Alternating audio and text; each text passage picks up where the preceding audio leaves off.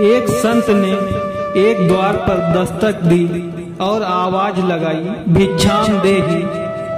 एक छोटी सी लड़की बाहर आई और बोली, बाबा हम गरीब हैं, हमारे पास देने को कुछ भी नहीं है। संत बोले, बेटी मना ना कर, अपनी आंगन की धूल ही दे दे। लड़की ने एक मुट्ठी धूल उठाई और भिक्षा पात्र में डाल दी। शिष्य ने पूछा, गुरुजी धूल भी भिक्षा है? संत बोले, बेटा अगर ये आज ना कह देती तो कभी दान ना दे पाती। धूल दी तो क्या हुआ, दान देने का संस्कार तो पड़ गया। आज धूल दी है तो उसमें दान देने की भावना तो जागी। इश्क करना है तो पहला इश्क अपनी जड़ों से कीजिए, जिनसे आप सदाब हैं, यानी अपने देश से। दूसरा उस दरखत से कीजिए जिसकी छांव ने आपको पाला पोसा, यानी अपने परिवार से। और तीसरा अपने आप से। फिर चौथे इश्क इच्छा हो तो उससे कीजिए जिसे आपके तीनों इश्कों से इश्क हो जाए।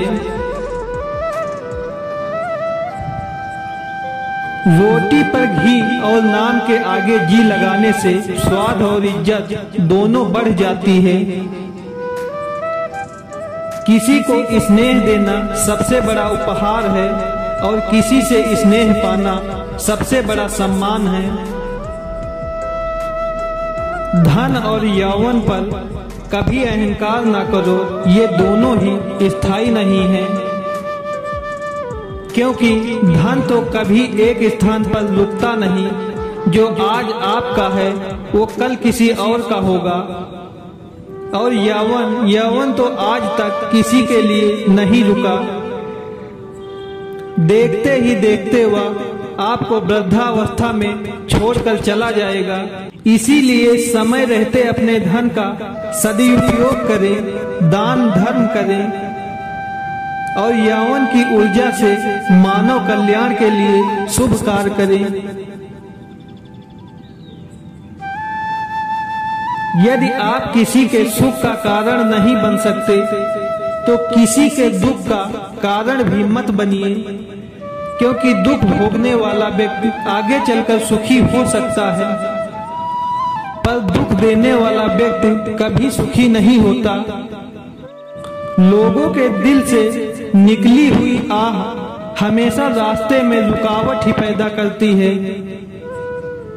यह हमेशा याद रखना कि कर्म आपकी छाया बनकर हमेशा आपके साथ रहेगा। जीवन की चुनौतियों में यदि सफल होना चाहते हो तो बल के स्थान पर बुद्धि का प्रयोग करो, क्योंकि बल आपको केवल लड़ना सिखाता है किंतु बुद्धि जीतना सिखाती है। जिस प्रकार दुर्योधन ने वासुदेव कृष्ण से उनकी नारायणी सेना मांगकर बल को चुना और अर्जुन ने स्वयं श्री कृष्ण को मांगकर बुद्धि को चुना, परिणाम सबके सामने है। जब बुद्धि का प्रयोग करके बल को सही दिशा दी जाती है तो जीत अवश्य होती है।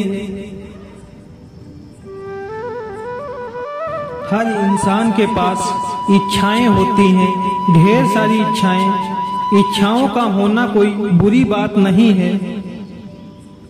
इच्छाएं ही इंसान को आगे बढ़ने के लिए प्रोत्साहित करती हैं, पर जब इच्छाएं अनंत हो जाती हैं तो वो सुकून को खत्म कर देती हैं। इसीलिए इच्छाएं इंसान के वश में होनी चाहिए, इच्छाओं के वश में इंसान नहीं। धनवान बनने के लिए एक एक कण का संग्रह करना पड़ता है और गुणवान बनने के लिए एक एक क्षण का सदुपयोग करना पड़ता है। इस जीवन का पैसा अगले जन्म में काम नहीं आता, पर जीवन का पुण्य जन्मों जन्म आता है। अपने समय का सदुपयोग करें, अपने जीवन को सही मार्ग पर लगाएं। फिर मिलेंगे दोस्तों अगली वीडियो के साथ। तब तक के लिए अपना ख्याल रखना और हमेशा मुस्कुराते रहना।